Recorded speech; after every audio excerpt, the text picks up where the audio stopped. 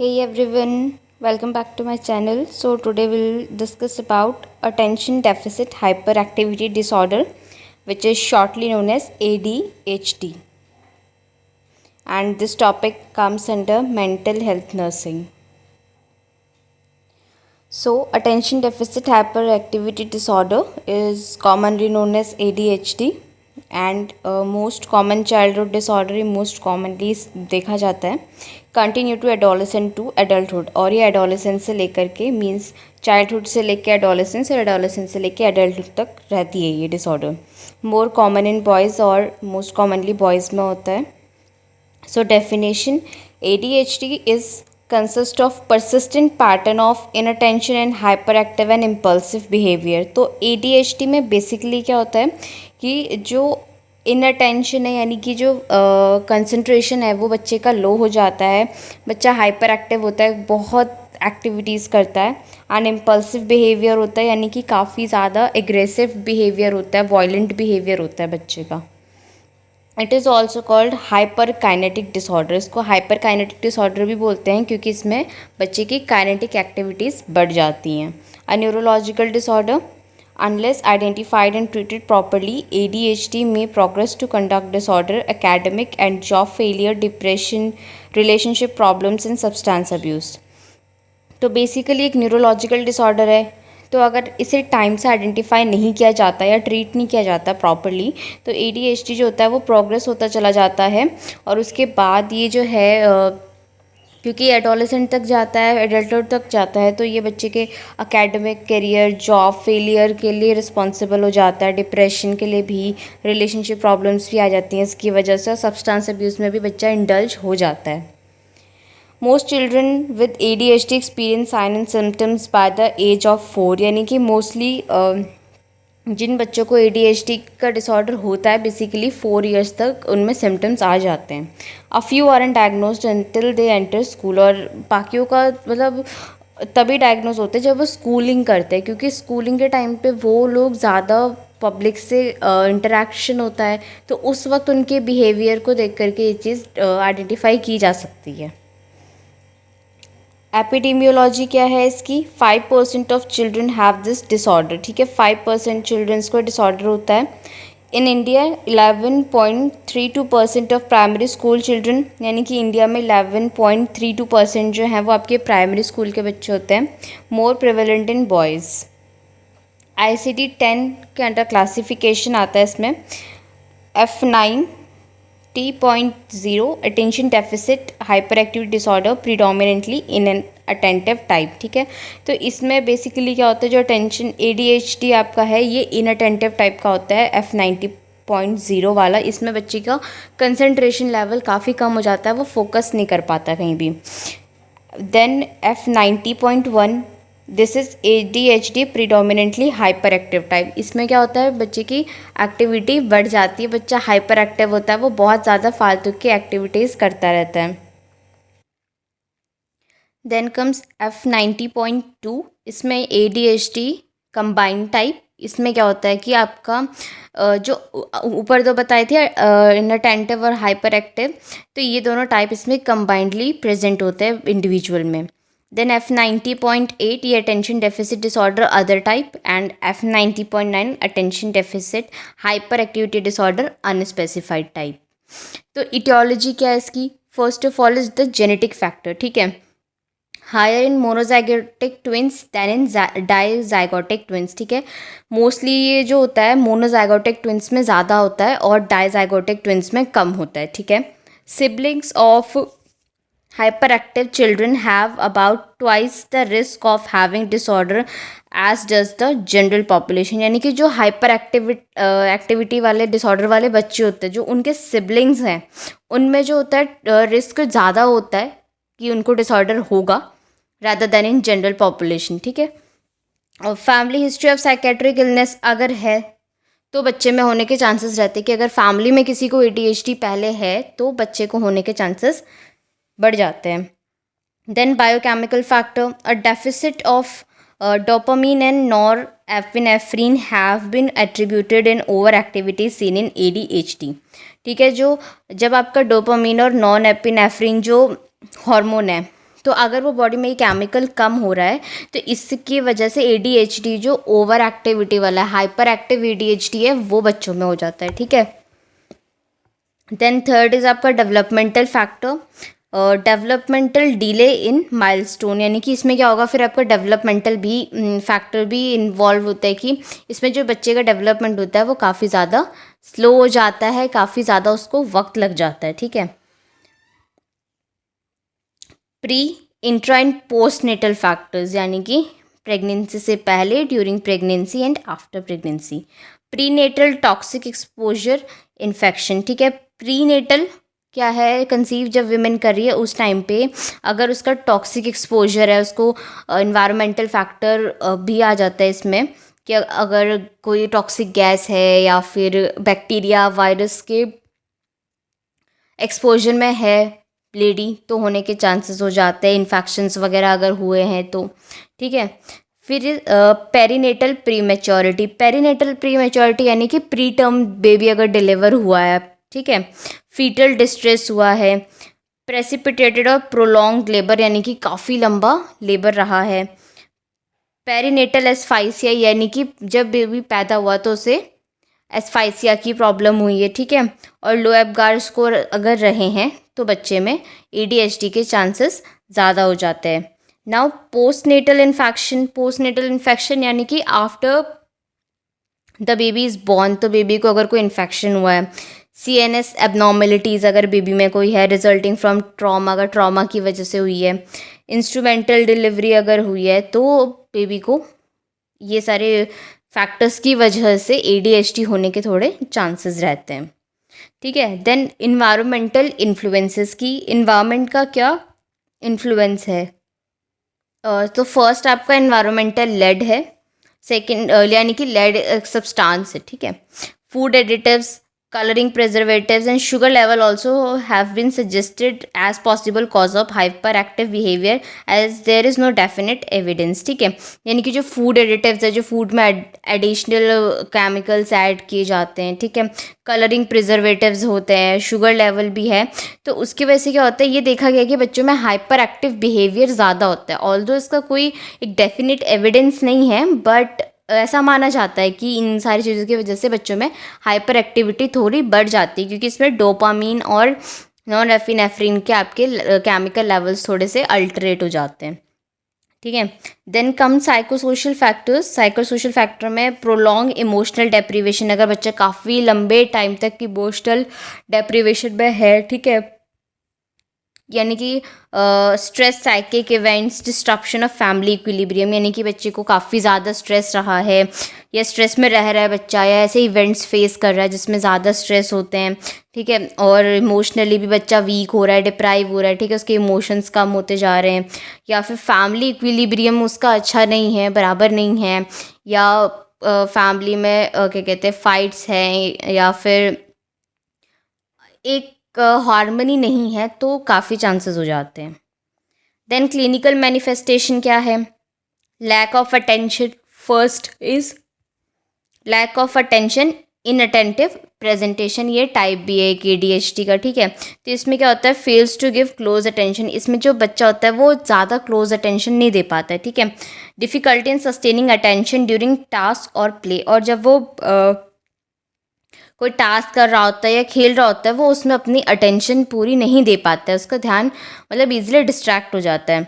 Doesn't appear to listen, वो सुनता भी नहीं है बातों को। Struggles to follow through the instructions, और जो इंस्ट्रक्शंस दिए गए हैं उसको फॉलो करने में उसे मुश्किल आती है क्योंकि वो भूल जाता है बातों को, अटेंशन नहीं दे पा रहा है तो उसके माइंड में भी नहीं रहेगा। Of course has difficulty with organisation of task and activities, वो टास्क और एक्टिविटीज़ को ऑर्गेनाइज नहीं कर पाएगा बिकॉज कंसंट्रेशन ही नहीं है तो वो एक्टिविटी प्रॉपरली नहीं कर पाएगा।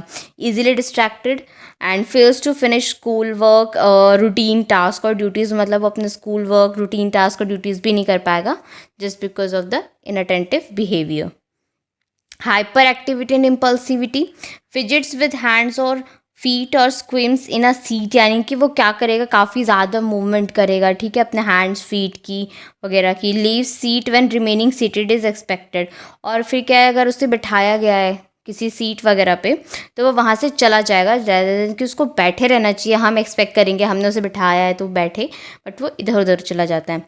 रन्स अबाउट और क्लाइम्स इन इनअप्रोप्रिएट सिचुएशन, और क्या है कि इनअप्रोप्रिएट सिचुएशन है, यानी कि काफ़ी डेंजरस सिचुएशन हो गई, या फिर जहाँ से वो गिर सकता है, वो ये चीज़ का ध्यान नहीं रखता है, बट स्टिल वो अननेसेसरी रनिंग और क्लाइंबिंग कहीं भी करने लग जाता है, ठीक है। हैज़ डिफ़िकल्टी प्लेइंग क्वाइटली, वो शांति से खेल भी नहीं सकता है। Is often on the go, acts if driven by a motor, talks excessively, ठीक है। मतलब ऑन द गो रहता है, यानी कि मतलब हमेशा वर्किंग रहता है।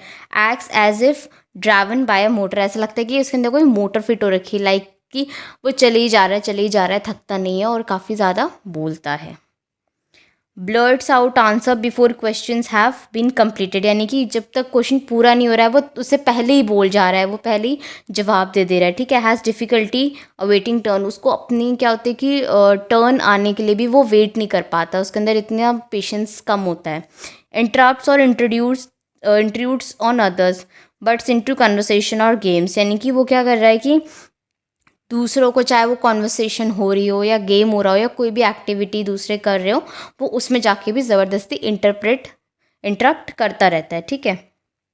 Then ADHD combined presentation, combined presentation में क्या होता है, clients with both inattention hyperactive impulsive symptoms, यानी कि इसमें उसके अंदर इनअटेंशन वाले सिम्टम्स भी होंगे और आपके हाइपर एक्टिविटी और इम्पल्सिवनेस वाले बिहेवियर भी प्रेजेंट होंगे।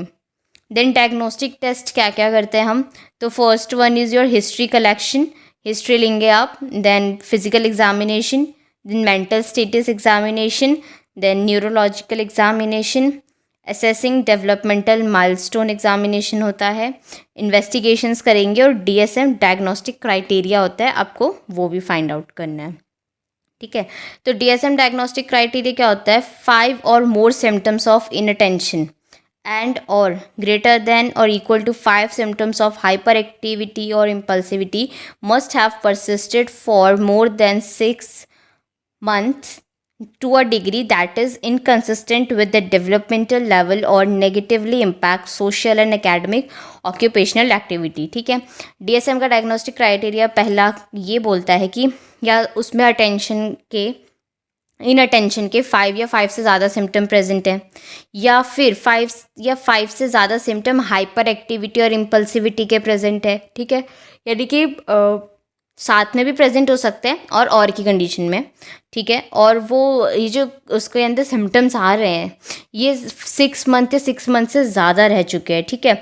और इतने ज़्यादा रह चुके हैं कि बच्चे का जो डेवलपमेंटल लेवल है वो काफ़ी ज़्यादा इनकंसिस्टेंट हो गया, वो ज़्यादा डेवलपमेंट नहीं हो पा रहा है, डेवलपमेंट रुक गया है, और उसके सोशल और एकेडमिक या फिर ऑक्यूपेशनल एक्टिविटीज़ पे नेगेटिव इम्पैक्ट हो रहा है। तो ये पहला क्राइटेरिया है। सेवरल सिम्टम्स इनअटेंटिव और हाइपर एक्टिव और impulsive were present before the age of 12 years, अगर बच्चे में इनअटेंशन या हाइपर एक्टिविटी के जो सिम्टम्स आ रहे हैं वो 12 की एज से पहले से प्रेजेंट हैं, उसको शो हुए हैं, तो सेवरल सिम्टम्स लाइक जो attention and hyper activity impulsive must be present in more than और इक्वल टू 2 सेटिंग्स, यानी कि जो उसके सिम्टम्स हैं हाइपर एक्टिविटी और इनअटेंशन के, वो उसके 2 या 2 से ज़्यादा सेटिंग्स में प्रेजेंट होने चाहिए, यानी कि एट होम, स्कूल और वर्क, विथ फ्रेंड्स और रिलेटिव्स इन अदर एक्टिविटीज़, यानी कि 2 या 2 से ज़्यादा सेटिंग्स में वो एक्टिविटी देखी जा रही है कि उसके अंदर ये सिम्टम आ रहे हैं, तो ADHD का डायग्नोस्टिक क्राइटेरिया होता है ये, कि तो पता लगता है कि ADHD है या नहीं है, ठीक है। There is a clear evidence that the symptom interfere with or reduce the quality of social, academic or occupational functioning. और इस चीज़ का क्लियर एविडेंस ये है कि जो सिम्टम है वो क्या कर रहे हैं, उसकी डेली लाइफ जो है उस पर इंटरफेयर करेंगे, तो उससे क्या होगा, उसकी सोशल, एकेडमिक और ऑक्यूपेशनल फंक्शनिंग जो है वो उसकी क्वालिटी कम हो जाएगी, ठीक है। वो सोशली इतना अच्छे से एक्ट नहीं कर पाएगा, एकेडमिकली अच्छे से एक्ट नहीं करेगा, ऑक्यूपेशनल फंक्शनिंग भी अच्छी नहीं रहेगी, ठीक है।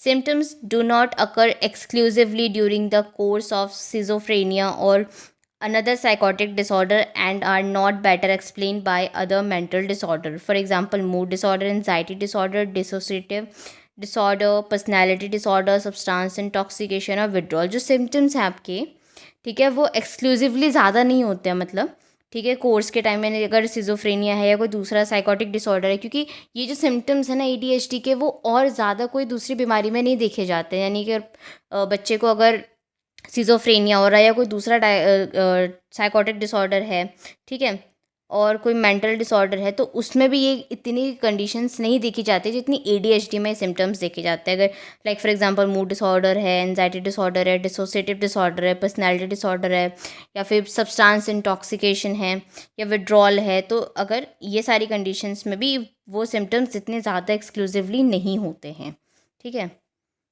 और आप उनको किसी मेंटल डिसऑर्डर के अंदर भी नहीं डाल सकते हो। देन ट्रीटमेंट में आप फार्माकोथेरेपी में क्या देंगे, स्टिमुलेंट मेडिसिन देंगे आप, ठीक है, अगर बच्चे को हाइपर एक्टिविटी है तो इसमें आप देंगे डेक्स्ट्रो एम्फिटामिन, या आप देंगे 2.5 to 20 mg per day, and methylphenidate 5 to 60 mg per day. Then antidepressants देंगे आप, ट्राईसाइक्लिक एंटी डिप्रेसेंट, ब्यूप्रोप्रोइन और इमीपैरामीन, ठीक है। मोनोअमीन ऑक्सीडेज इनहिबिटर्स आप देंगे, phenelzine, and selective serotonin reuptake inhibitors आप देंगे, सिटैलोप्रैम और फ्लोएक्सिटिन, ठीक है। देन बिहेवियरल थेरेपी इसमें पेशेंट को दी जाती है बेसिकली, और फिर नर्सिंग मैनेजमेंट आता है इसका। Nursing management, first nursing diagnosis, risk for violence towards self and others related to impulsive and accident prone behaviour as evidence by hyperactivity. इसमें क्या है कि वायलेंस का रिस्क अपनी तरफ और दूसरों की तरफ भी ज़्यादा बढ़ जाता है, एविडेंस रिलेटेड टू कि बच्चे में इम्पल्सिविटी और एक्सीडेंट प्रोन बिहेवियर ज़्यादा है, किसकी वजह से, हाइपर एक्टिविटी की वजह से।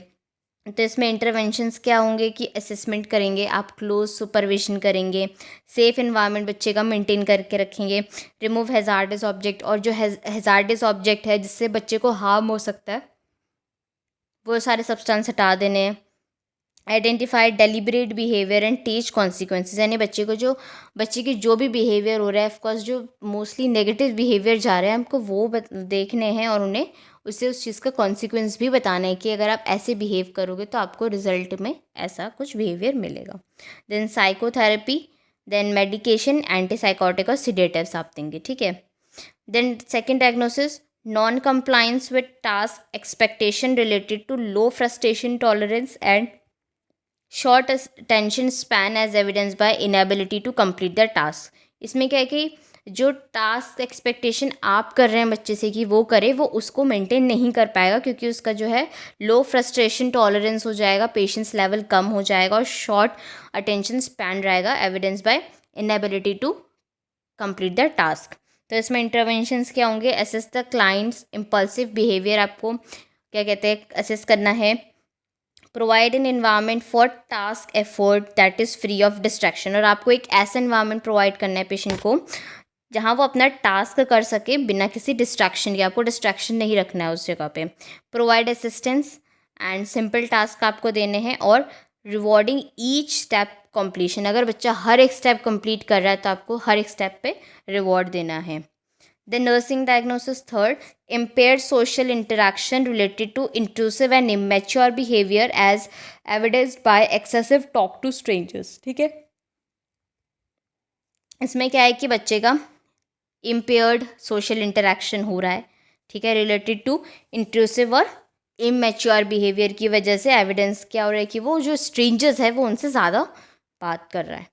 तो डेवलपिंग ट्रस्ट रिलेशनशिप, आपको ट्रस्टिंग रिलेशनशिप डेवलप करना है, and convey acceptance separate from the unacceptable behaviour, और आपको बच्चे को ये भी बताना है कि उसका कौन सा बिहेवियर एक्सेप्टेबल है और कौन सा नहीं।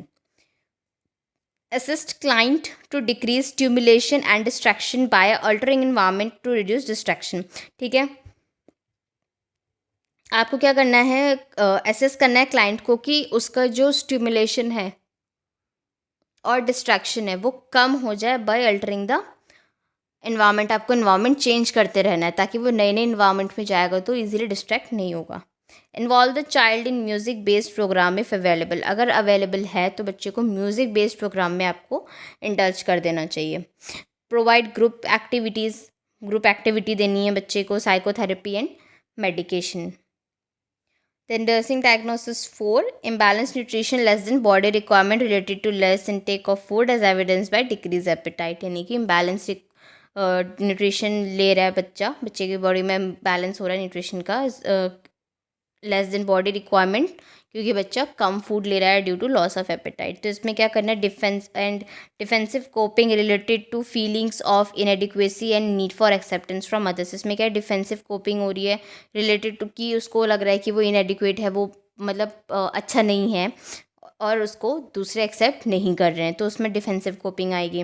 Risk for parental role conflict related to children with attention deficit hyperactivity disorder. इसमें क्या है कि पेरेंटल रोल कॉन्फ्लिक्ट में भी मतलब पेरेंटल रोल पर भी कॉन्फ्लिक्ट आ सकते हैं, ठीक है, रिलेटेड टू चिल्ड्रन की पेरेंट्स के बीच में भी रोल कॉन्फ्लिक्ट हो सकता है।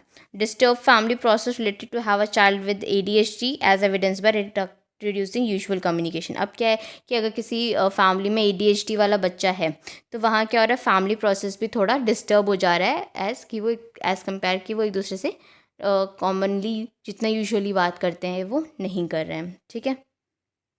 सो इंटरवेंशंस क्या लेने हैं, एक्सेप्ट द चाइल्ड और individual as what he is, consider his condition and communicate with him as an equal. तो आपको क्या करना है कि बच्चा या इंडिविजुअल वो जैसा भी है, एक्सेप्ट हिम लाइक दैट, ठीक है।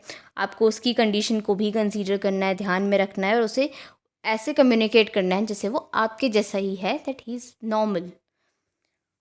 Approach the child at his current level of functioning. Do not use baby talk.